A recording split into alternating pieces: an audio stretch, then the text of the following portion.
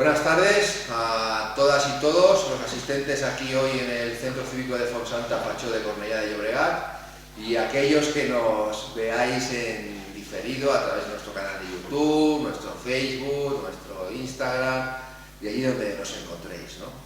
Esta tarde tenemos la actividad Debates en Clave y como cada último viernes del mes pues estamos aquí trayendo temas y asuntos que pensamos que son interesantes. Hoy vamos a hablar del Renacimiento, del hecho histórico, de la época histórica. Nos vamos a centrar en uno de sus máximos exponentes, como es el Rafael Sanzio, y esto lo vamos a traer a una de sus obras, bajo mi punto de vista, más emblemáticas, ¿no? Que son las estancias vaticanas y en concreto la obra La Escuela de Atenas.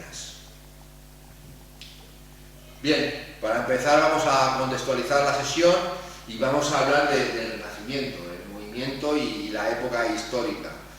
Esta época histórica del Renacimiento se caracteriza por se quieren recuperar aquellas raíces grecorromanas clásicas de Occidente y revalorizarlas y traer pues todos aquellos estudios, aquellos discursos, la filosofía, las matemáticas y un poquito olvidar el dogmatismo religioso que Occidente venía arrastrando durante la Edad Media.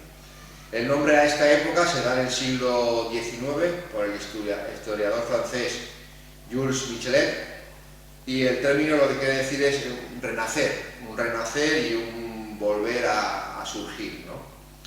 Este movimiento no es homogéneo ni se da al mismo tiempo en todos los países. Tiene su inicio en la Italia, en las repúblicas italianas que había en aquella época, y viene acompañado pues, de grandes descubrimientos, tanto artísticos como científicos, cambios políticos y sociales, que todo esto pues, removió pues, la cultura, el pensar y la sociedad de Occidente.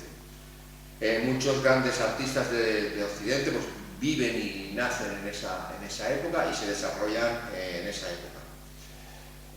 Para continuar, pues, destacaremos pues, bueno, que, como hemos dicho, Italia a finales del siglo XV, redescubrir la cultura greco-romana y nos centramos más en el ser humano y dejamos ya el dogmatismo religioso y el centro del universo y el hacedor de todas las cosas que pueda ser Dios, ¿no? Vamos a centrarnos en Rafael Sanzio, que fue un pintor muy joven, muy prolífico, que murió también muy joven y que hizo una gran obra auspiciado o protegido por el Papa Julio II.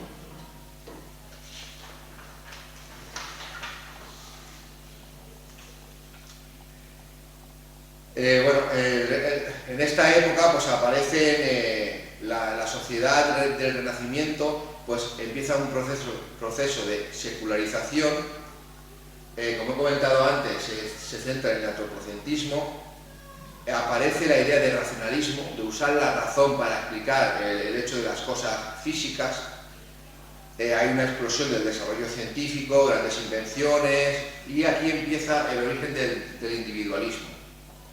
En las artes, pues aparecen nuevos géneros, nuevas técnicas pictóricas, escultóricas, también de escritura, y aparece por primera vez en el movimiento artístico, aparecen los primeros talleres profesionales. Rafael tuvo uno, su padre también tuvo otro, y grandes artistas de la época tienen talleres con alumnos o personas que están allí trabajando para ellos que les facilita la consecución de las obras planteadas. Por eso podemos tener la Capilla Sixtina con la envergadura que tiene, las estancias vaticanas y todas aquellas obras que se muestran en esta época. Bueno, como he dicho, en la corta vida de Rafael dejó una grandísima obra gracias a su taller, a su escuela. Es un arte que resalza la belleza del Renacimiento, recuperando los cánones estéticos de la antigua Grecia y la antigua Roma. Fue coetáneo de Miguel Ángel, Leonardo, y con ellos pues tuvo pues una cierta disputa, porque competían por tener el mismo mecenazgo o los mismos mecenas, ¿no? Rafael creció en una familia de pintores con acceso a la cultura y a una cierta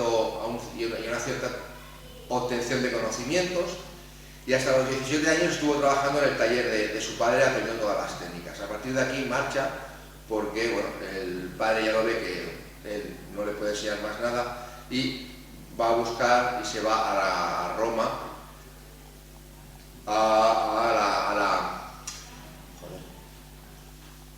al papado de Julio II. Bueno, en 1508, fecha de importancia para el arte, Julio II, el papa más interesado por la política, las artes y en dar un cierto esplendor a lo que era la Iglesia, pues contacta con Rafael para que les haga las estancias vaticanas. El hecho es que los primeros bocetos de Rafael le gusta tantísimo al Papa, que dice de dejar de hacer lo que ya estaban haciendo en estas estancias y le da todo el protagonismo a Rafael, y le dedica exclusivamente lo que eran las estancias de la Signatura, que allí era donde el Papa Julio II pues, firmaba y rellenaba su biblioteca y firmaba los documentos válidos. Hay que decir que esta sala se presume porque estaba llena de libros y llena de documentos, libros que evocan las 4 obras que se podían ver en aquella sala: la filosofía, las matemáticas, las letras, las ciencias y todo esto.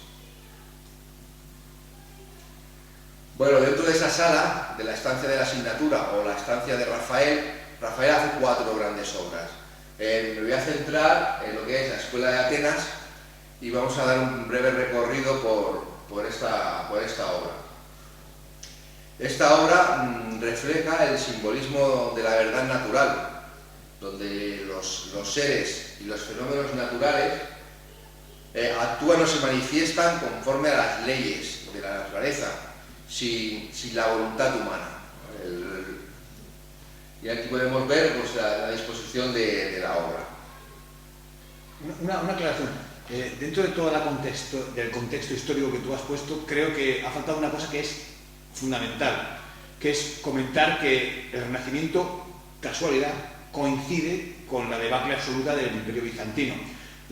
Es el momento final ya del Imperio Bizantino, que es cuando ya Constantinopla está cayendo en manos de los otomanos, ¿no?, que están llegando ya allí para quedarse con Constantinopla, y todo el saber y la sabiduría que tenía esa ciudad marcha pues, a diferentes partes del Mediterráneo, y básicamente, sobre todo, a aquellas partes que tenían más contacto con Constantinopla, que básicamente eran las repúblicas de Venecia y la república de Pisa y de Génova, Génova, perdón, tienes razón, era la república de Génova sobre todo, y la de Venecia, porque eran las 2 grandes potencias navales que había en el Mediterráneo en aquella época, de aquellas ciudades-estado. Casualidad que lo que quedaba del Imperio Romano, que era el Imperio Bizantino, y el final de su vida, que fue la caída de Constantinopla, coincide con el Renacimiento en Italia, y de Italia al resto de Europa. Sí, ese trasvase de conocimiento, de cultura, de éxodo de personas, ¿no?, de artistas, de comerciantes y de todo, pues sí, está en todo el contexto histórico, correcto. Bueno, en esta obra es un fresco que muestra una bóveda inmensa, la podemos ver por aquí, decorada con las estatuas de Apolo y de Minerva, y por debajo de ellas se extiende toda la multitud de filósofos de la antigüedad. Tenemos aquí, y también tenemos por aquí escondido a Rafael en aquella esquina de allí, ya lo veremos más tarde. En el centro podemos ver a Platón con el Tineo en la mano, indica el dedo hacia el cielo, sede de las ideas, mientras a su lado está Aristóteles con la Ética en la mano, que es este libro que tiene aquí, indicando con el dedo hacia la tierra. El grupo los grupos de filósofos se dividen en dos partes, de la mitad hacia la izquierda y de la mitad hacia la derecha.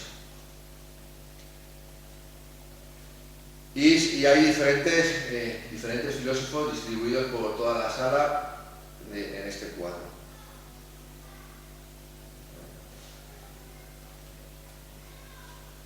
Bien, vamos a ir a centrarnos y a ver, identificar algunos de los personajes que aparecen en este cuadro. Como ya hemos dicho anteriormente, tenemos a Platón en el centro, que Platón junto con Aristóteles son las figuras centrales de la obra, de hecho ocupan el centro de la misma, y en el cual recae el punto de fuga. A partir de ellos se desarrolla toda la obra.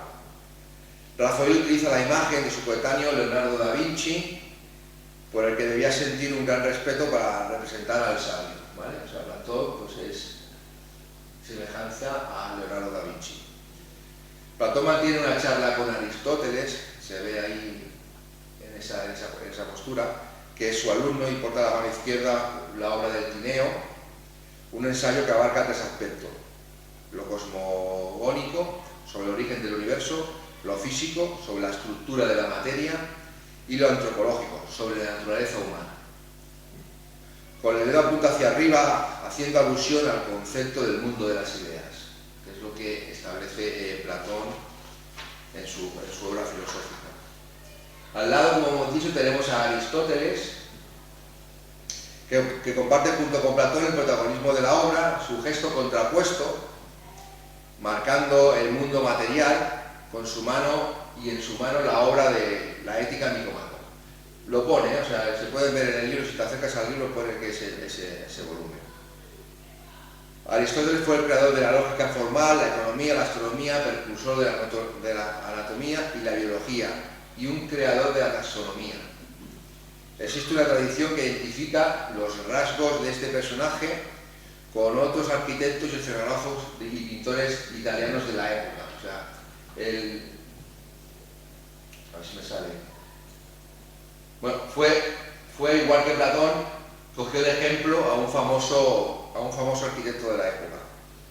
Luego tenemos a Parmínides, también, que lo tenemos, que expuso su filosofía en forma de versos, y la única obra que perduró, que nos nutre de extensos fragmentos de un poema didáctico sobre la naturaleza. Sus reflexiones pueden considerarse como precursoras del ideísmo platónico, y fue fundador de la escuela eleática. Tenemos aquí también a Hipatia, famosa astrónoma alejandrina, neoplatónica, líder de la escuela neoplatónica de Alejandría, que destacó en numerosos campos, entre ellos la geometría, la álgebra, la astronomía. Por ello es considerada la primera mujer de la historia que realizó importantes contribuciones al campo de las matemáticas y la astronomía, y seguía las corrientes neoplatónicas y defendía la razón pura. La tenemos aquí.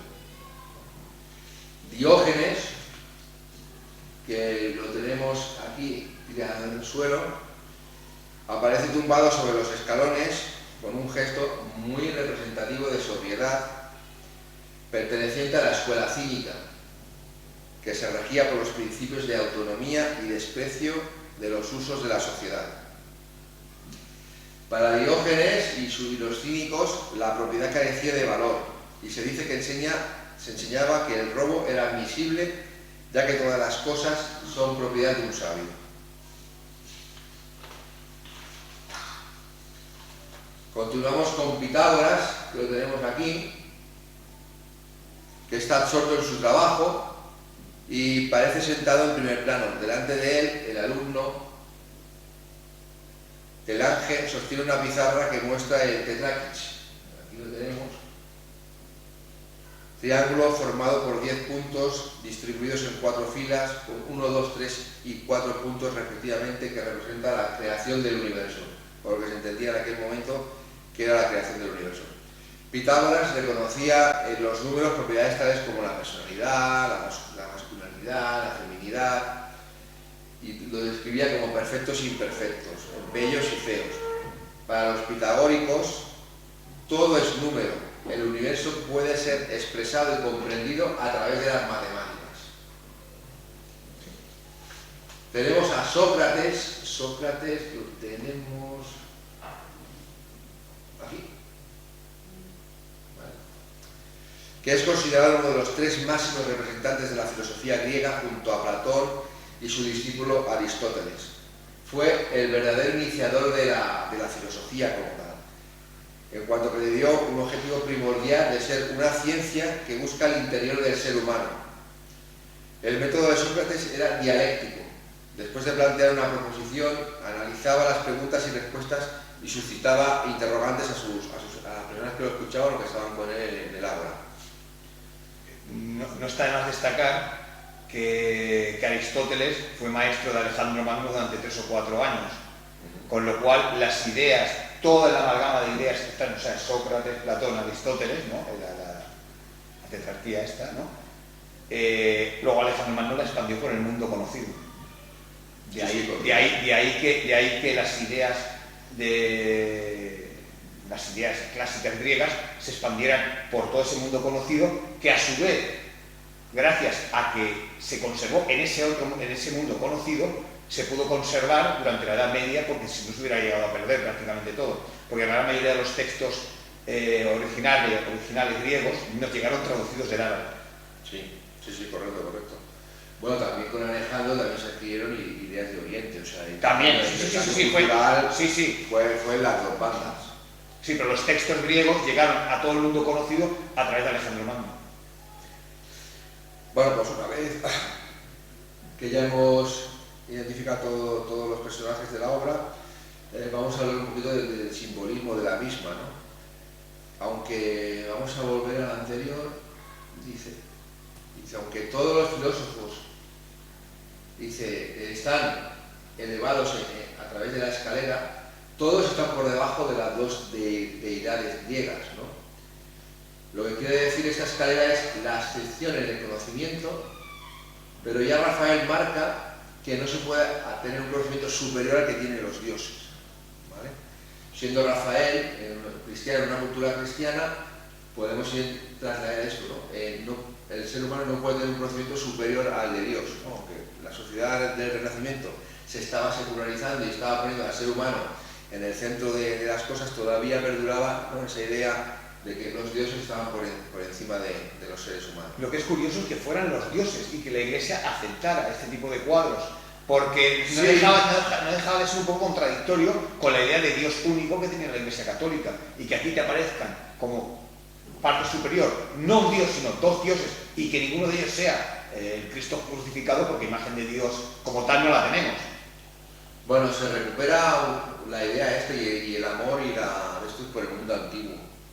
Y entonces, pues yo creo que se plasmó ahí como en otras obras, ¿no? Que si vas a Versalles, en los techos de Versalles tenemos a Marte, tenemos en representación. ¿Por qué? Porque Luis XV se quería asemejar, y plasmando eso en los muros, pues se podía traer ello y era una manera de hacer propaganda, ¿no? Esto podría ser lo mismo también. Bueno, entonces todos están en posición de discusión, de intercambio de ideas, de conocimientos. Aquí podemos ver incluso enseñando materias. Y al lado del personaje barbudo, sentado a la izquierda, hay un muchacho, lo tenemos aquí, que sostiene la tabla del triángulo numérico pitagórico, Pitágoras, que se llama Tetrakis, y con la figura de la armonía musical que proporciona entre los números 6, 8, 9 y 12. Recordemos que Aristóteles y los números le daban muchísima importancia, y toda esta concentración de personajes y de filosofía y de conocimiento, pues Rafael lo plasma en esta obra, recogiéndolo y poniéndolo en una estancia que va a dar un uso importantísimo al Papa Julio II. Una observación. La importancia de los números en la filosofía viene dada porque los sentidos en teoría nos engañan. Tú puedes ver una imagen a una distancia y para ti estar cerca y para otro estar lejos. Es una cosa que es susceptible a que cada uno pueda pensar lo que quiera. Lo que sí que está claro es que aquella cosa que está allí está a 5 metros. Y está a 5 metros para el que la ve lejos como para el que la ve cerca. Por eso es la importancia que tienen los números para todo este tipo de filosofía, porque los números lo que te plasman es una realidad que no es cuestionable. En cambio, la realidad que te plasman los sentidos es cuestionable, porque depende del ojo que la esté mirando. Eso depende de la percepción. Pero a ti te pueden decir que estás a 5 metros y yo estoy viendo esa percepción y dices, no, a 5 metros no está. Pero luego está la pero si se mide, está a 5 metros. Sí, la comparación matemática.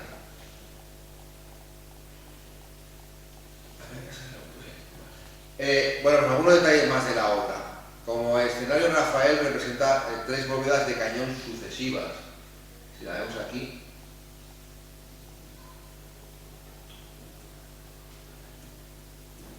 Tenemos 1, 2 y la tercera que estaría aquí, 3 bóvedas de cañón sucesivas, formadas por arcos de medio punto, cuyos fondos abiertos y separados sugería crear mayor sensación de profundidad. De hecho, vemos que esto está puesto en 2D, es plano, pero si vemos el cuadro, tiene una sensación de profundidad. Aquí me parece que esté más alejado que esta parte de aquí del cuadro. A los lados de tales bóvedas vemos una galería de columnas y estatuas, referencia alegórica a la cultura grecorromana. Todas estas esculturas. 2 figuras escultóricas flanquean la escena y la dominan la mitad superior. Se trata de Apolo, símbolo de la matemática, la ciencia, el arte y la política. Ellos conviven con la presencia extemporánea de algunas figuras de la época renacentista, incluida el propio Rafael. Rafael lo tenemos ahí en aquella esquina. Los personajes más importantes son las 2 figuras del centro, como ya hemos dicho. A partir de ellas se compone toda la obra, que la podemos ubicar claramente mostrando por el cielo diáfano y claro que se abre detrás de sus cabezas, la claridad que tenemos detrás con el cielo abierto. Se trata de los filósofos Platón y Aristóteles, como ya hemos dicho, protagonistas indiscutibles de la escena, ¿no? Es lógico que tenemos aquí a Sócrates, que es el origen de ellos dos, pero sin embargo son ellos dos los que están en el centro. Es lo que ha querido plasmar. Sí, no. Pero bueno, yo quería hacer una puntualización. Aquí estás hablando de bóvedas de medio punto, ¿no? Y tal. Pero el Renacimiento lo que hizo fue, más que nada desde mi punto de vista, hizo poner los monumentos a la medida del hombre. Porque esos monumentos en el gótico eran excepcionalmente más grandes, por ejemplo, y con muchísima más altura, porque lo que pretendían era llegar a Dios, y por eso hacían los templos cada vez más altos. Y realmente arquitectónicamente una catedral gótica, por ejemplo como la de Colonia o alguna otra de estas que tienen mucha relevancia, eran realmente unos monumentos inmensamente complejos. Y lo que pasa es que no se conocía, por ejemplo, sus creadores, y a partir del Renacimiento sí que los monumentos o las obras tenían firma, eran firmadas. En el gótico y anterior no se conocen tanto, a lo mejor se conoce algún maestro, pero no estaban las obras firmadas, y a partir del Renacimiento sí que se firmaron. Pero quiero decir que el hecho de volver al Renacimiento a veces se ha querido asemejar a una evolución superior o a una... Sí pudo ser una evolución porque se captó mucho mensaje, lo que tú has dicho antes, porque no estaba relacionado con la Iglesia y con la pertenencia a Dios, pero en cuanto a evolución técnica, el gótico era yo diría que incluso superior, porque las iglesias góticas, por ejemplo, tenían alturas inmensas, que luego, en la época del Renacimiento, por el hecho de hacer las estructuras a la medida del hombre, pues no se hacían tan grandes. No sé si... Sí, a ver, aquí el antropocentrismo, el hombre, el ser humano estaba en el centro, la proporción áurea se buscaba también en el ser humano, y esa proporción áurea universal se establece en la pintura y en la arquitectura. El gótico era todo para arriba, ventanales anchos, y aquí lo que se buscaba era esa proporcionalidad. Exacto. Dentro de esa proporción universal. Pero, o sea, que es más proporción que un avance técnico, porque realmente las estructuras que se hacían en el gótico posiblemente eran bastante más complejas que las que se hicieron en el Renacimiento. Por la altura, sobre todo por la altura que consiguió tener, por ejemplo, el gótico, y todo el tema de las vidrieras y tal, la cantidad de luz y tal que conseguían meter dentro de los templos. En el gótico se construyeron Mira, catedrales inmensas con paredes muy finas ya. El Panteón de Agripa, por ejemplo, para mí técnicamente es superior a una catedral gótica. Y estamos hablando del Imperio Romano. Entonces, a ver, el gótico en su momento pues aprovechaba a través de los arcobantes, del arco del arco gótico, no me acuerdo el nombre. El apuntado. El apuntado, pues tiraba hacia arriba. Los muros los podía estrechar, cogía las columnas y cargaban hacia abajo todo el peso que ponían arriba, con la clave de bóveda. O sea, sí, fue un arte que dijo, vamos a tirar para arriba, adelgazaron las paredes por eso, por las columnas, el arco de bóveda, el arco y el liberar las paredes por las grandes vidrieras. ¿Fue un avance técnico? Sí. El Renacimiento, una vuelta atrás, porque nos vamos históricamente en un periodo histórico hacia atrás, no sé, podría ser una evolución. Pero yo en el no, arte, por ejemplo... No me has, a lo mejor que no he explicado bien. Lo que tampoco es lo que muchas veces se ha vendido al Renacimiento como la llegada de la luz, bueno, a ver, ojo, el gótico no era tampoco tan ni era tan malo y técnicamente no era tampoco tan malo. Estaba en una complejidad tremenda. En el Renacimiento no se hacen catedrales. Bueno, sí, San Pedro, el Vaticano. No, ahí se ha estado hecha, lo que se hace es acabar de decorarla, ¿no? No, el Vaticano se hace en esa época.